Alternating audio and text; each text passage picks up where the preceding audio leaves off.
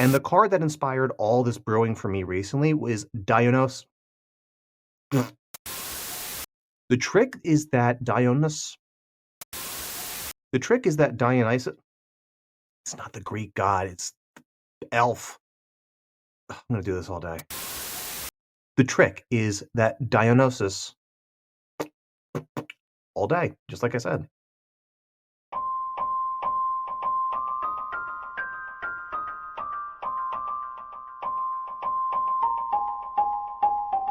Hello and welcome to another episode of Gemstone Mine. I'm John, and today we have another lesson from cEDH. cEDH is a metagame within the Commander format that sits at one extreme with highly consistent, highly efficient decks. Not all cards are equally powerful in all formats, or even in all metagames, but there are lessons to be learned from how players are using some of the most powerful cards in Magic's history. And this is going to be a pretty fun one because I got the brewing bug recently.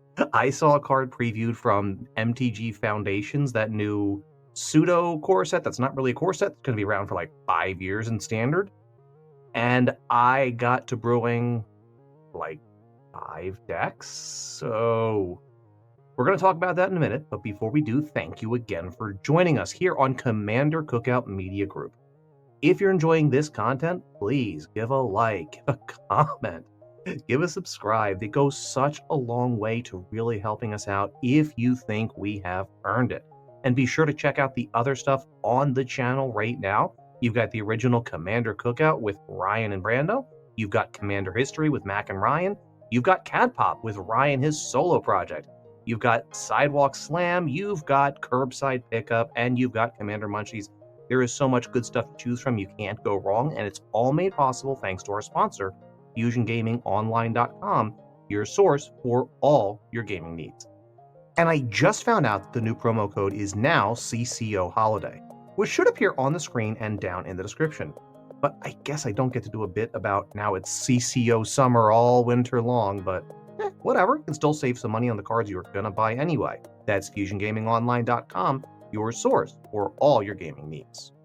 As I've said many times, cEDH is a metagame where the goal is for each player to try to win the game in the most efficient manner possible. And we're going to look at a new combo piece from Foundations. But first, we're going to dissect the whole concept of combos in cEDH.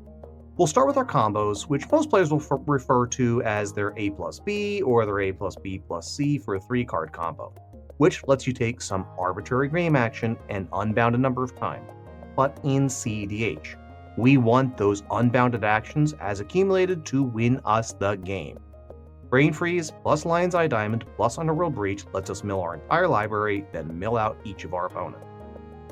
And if you remember from our Gev deck tech, we talked about how different layered combos work, where the A plus B are interchangeable pieces, so you could have your A plus B, your B plus C, or A plus C and still pull off the combo, allowing you to virtually have more combos in a smaller number of slots. What we're going to look at a little bit more closely, though, is the result of our combo, or output, or whatever else you'd like to call it. Our ideal outcome of a combo in cEDH is you win the game. Though we're pretty happy if the outcome is you win the game with a few extra steps. For instance, generating unbounded mana with Isochron Scepter plus Dramatic Reversal still requires they have a piece in play to actually put that in mana so we can draw our deck or perform some other game action with all that mana. This is what we would refer to as an outlet, which is often a soft plus C to our A plus B combo, as our A plus B usually still has some kind of a setup cost. I mean, technically, even Thoracle Consult has a setup cost of be able to produce blue, blue, black. Some setup costs can be pretty high, others can be fairly trivial. Let's go back to Dramatic Scepter for a moment. Isochron Scepter is 2 mana for an artifact with imprint and instant with a mana value 2 or less, and 2. Tap.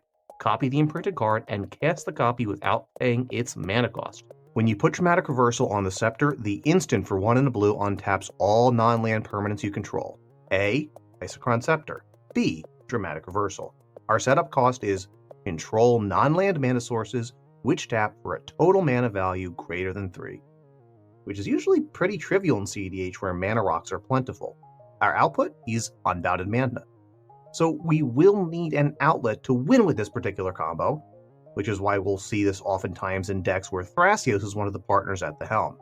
as our command zone then gives us an outlet for this unbounded mana to draw our deck, and from there, win the game.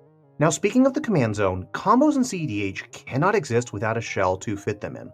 We need to consider which color identity we want, as the color identity opens up cards which can form layers to our combo. Cards that can work as outlets, and cards that can support or enable the combo directly or indirectly. Like, if we tap into white and blue, we can access silences and counter magic to force our combo through our opponent's interaction. While if we add in black and red, on the other hand, we could add a ton of rituals to try to turbo out our combo faster. And we'll talk about color identities for our decks of the day in a couple of moments. But this is Commander, and we should consider our commanders as well. They could form part of the combo, like how Malcolm forms part of an A+B combo with Glinthorn Buccaneer, or they could just be agnostic to the combo and be good value engines like Thrasios and Tymna. In the former case, you're usually building a brand new deck around a commander who enables a mechanically unique combo.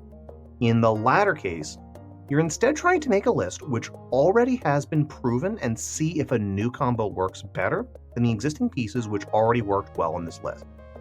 I'm going to ask, keep this framework in mind as we're going to apply it to potentially combo-tastic cards from Foundations.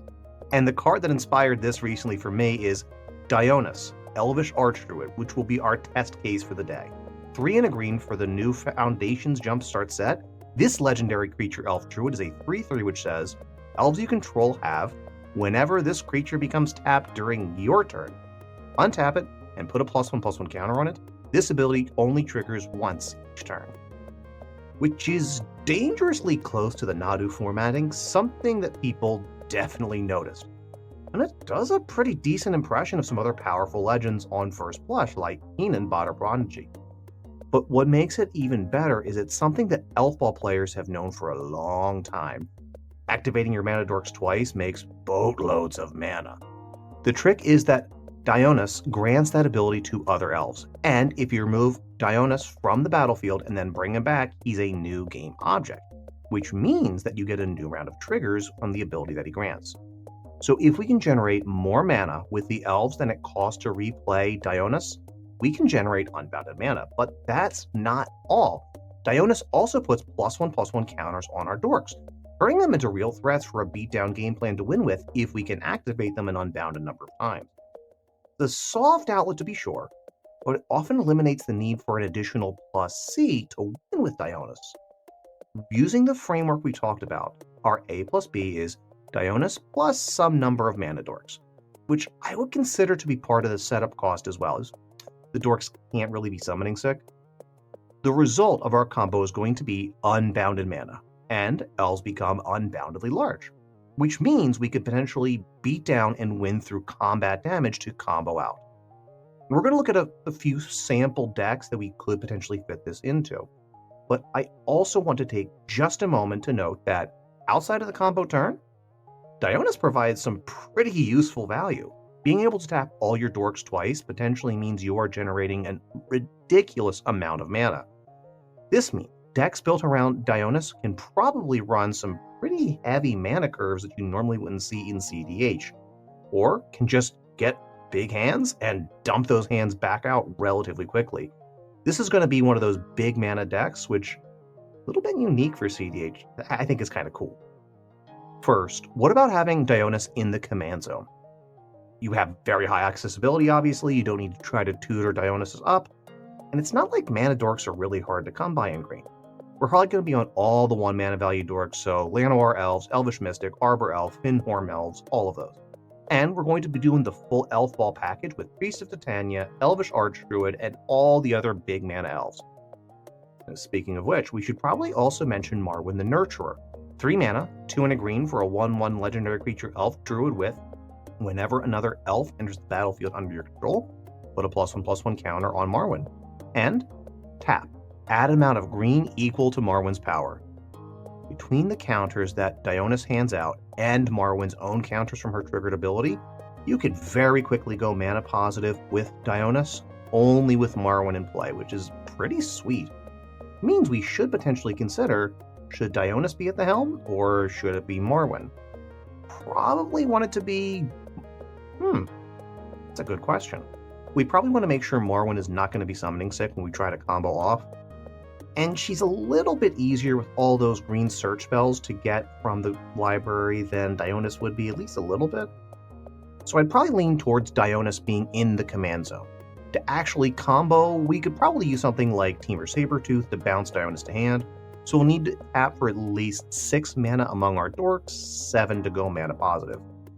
There's probably ways that we could do it as well with something like a Shaya, Soul of the Wild, or Wirewood Symbiote, but I'm not enough of an expert in mono green and cEDH to be able to puzzle that out without actually sitting down for a minute. So for now, it is definitely possible, or actually, maybe we can do Cloudstone Curio. That's a thought. Anyway, let's think bigger. Why don't we start to expand our color identity? And let's go to white, as there are a few really good options in white that would let us flicker Dionus. Let's put Emil the Blessed in the command zone instead of Dionus. 4 mana, 3 and a white for a 4/4 legendary creature unicorn with 3, exile target creature you control, then return it to the battlefield under its owner's control. There's also this triggered ability where you can buff other unicorns, but we're not doing unicorn typo. We're comboing with elves. And Emil's flicker ability brings the cost of the combo down from 6 to 3 to create unboundedly large elves, but if we generate at least 4, we can also flicker other useful ETBs and generate unbounded mana, grabbing something like Ranger Captain of Eos an unbounded number of times. We could also go with an alternative commander like Abdel Adrian with a green background, or turn to a more proven commander like Selvala Explorer Returned, though the downside in that case is that our commander producing mana is a little bit unreliable with that parlay ability. I'm not sure. Personally, I would probably go with Emil in the command zone. Another great option for flickering would be to add blue and look at Simic. We could try to use Displacer Kitten, or maybe go real old school and use Deadeye Navigator to flicker Dionus. Deadeye is a little bit more straightforward, and it brings the cost of the combo down to 2, 3 in order to go mana positive, but we need to be able to produce at least a single blue each time. We need to include some mana dorks that can tap for blue. Bloomtender is the obvious include to tap 4 green and a blue, but let me also suggest that Incubation Druid, as you can turn on its adapted ability to tap for 3 mana of any one color that a land you control could produce, as long as it has a +1/+1 counter on it from any source, including Dionys's ability. For commanders, Keenan is a pretty serious contender, bringing our effective combo cost down to 1, 2 in order to get unbounded mana to activate our outlet, in this case, our Commander Keenan. And I feel like a Dionys Keenan list is going to be a pretty steep departure from the normal Keenan lists. It seems like there's a lot to build there, and then we have to ask a really serious question. Is that version of the list any better than the Keenan list that has already been essentially solved by the community? It is a good outlet, it is a really nice way to enable our combo, but is what Dionys offers really doing any better than what Keenan is already doing in its current state? Keep that question in mind, we're going to come back to it in a few minutes. Another way for us to go that isn't bounce or flicker would be to reanimate Dionys. And Chthonian Nightmare has been a pet card of mine in the few months since it's been printed. 2 mana, 1 and a black for an enchantment, which spots you 3 energy on ETB, and then has an activated ability for X energy, sack a creature and return Nightmare to your hand. Return a creature with mana value X or less from your graveyard to play. This becomes both a sack outlet and a reanimate effect for resetting Dionys. We will need to get to 4 mana, enough to be able to cast Chthonic Nightmare several times. And we're going to need to loop Dionys with a creature that has a mana value of 2 or less to be able to have enough energy. So let's consider Miara of the Thornglade, 2 mana, 1 and a black for a 1/2 legendary creature elf scout with partner, and the triggered ability, whenever she or another elf you control dies, you may pay 1 and 1 life. If you do, draw a card. This is, say it again with me, another outlet for unbounded mana. We can't really draw our deck per se, but it will generally let us sculpt a hand that wins, just like Adnaz. I also wanted to take the opportunity while messing around in graveyards to look at how easily Agatha's Soul Cauldron layers into this. Dionys already hands out +1/+1 counters like candy. So we could potentially just dump a big mana creature into the graveyard, then all of our elves will have all of their abilities after Dionus untaps them. Can you say Circle of Dreams, Druid? Thought you could. As far as a partner, we have a few interesting options, but one I've experimented with is Kodama of the East Tree. Much more mana intensive for setup, but it gives us an option to play with all of our permanents in our deck with a mana value of 4 or less whenever Dionus ETBs. We happen to have a 2 mana value creature that we can cycle into and out of the graveyard with Dionus and Chthonian Nightmare. We could just get our entire deck into our hand and get all the permanents in our hand into play with Kodama's ability. In addition, any 2 mana value permanent that we cast while we have Kodama of the East Tree in play potentially threatens to put Chthonian Nightmare directly into play, not cast it so it can't be countered, leaving our opponents with very few options in order to try to stop us from going off. It's a little bit cute, and it is not as good as just casting a Silence, but in Golgari, it's not a bad place to be. Now, I'm not going to go deep into Gruul because there's actually not a lot that Red is adding to this particular strategy, but I will say that Graveyard synergies with Chthonian Nightmare do layer really well with Underworld Breach, so let's instead jump right to Jund, where we could potentially have a deck with redundant Chthonian Nightmare and Underworld Breach lines. This version of the deck probably wants something like Stitcher's Apprentice to act as a mill outlet, as well as some additional sack outlets. What appealed to me most about this color identity initially was having 2 elves in the command zone, with Miara and Tana the Bloodsower. Not just for thematic reasons, but also potentially to take advantage of virtual haste effects like Birchbow Rangers. A 1/1 for green and morph with green, with the activated ability, tap 2 untapped elves you control, add 1 mana of any color. Note that it doesn't have the tap symbol in it, which means it basically ignores Summoning Signal. This not only finds the black mana we need to go off with Chthonian Nightmare, but it also offers us a way to have virtual haste when we're trying to win. And getting to pump up Tana an unbounded number of times, who already has native trample, means that our outlet for all these actions is a little bit more reliable. Even just as a value play, hitting someone for like 10,000 commander damage and making 10,000 saprolings put the remaining players into the mode of win next turn or die. It's not the greatest position to be in when you're playing cEDH, and honestly, we would much prefer to just take the total table out at once. But sometimes, it's correct to remove a player who's threatening the win and continue with the other remaining players. A slightly stronger option that I came up with later was to combine Rograk and Rayhan, which may allow us for a lot more speed, and frankly, Rograk costing 0, maybe want to see one of our old videos for why that's so important, allows us to run Cloudstone Curio lines to win with Dionus much more easily. Red also unlocks accessible outlets for infinite ETBs with something like Molten Gatekeeper as a pseudo Perforos or Impact Tremors effect, which I think means that this version of the deck would probably want to be on all the entombs that we can possibly pack in, as well as Survival of the Fittest.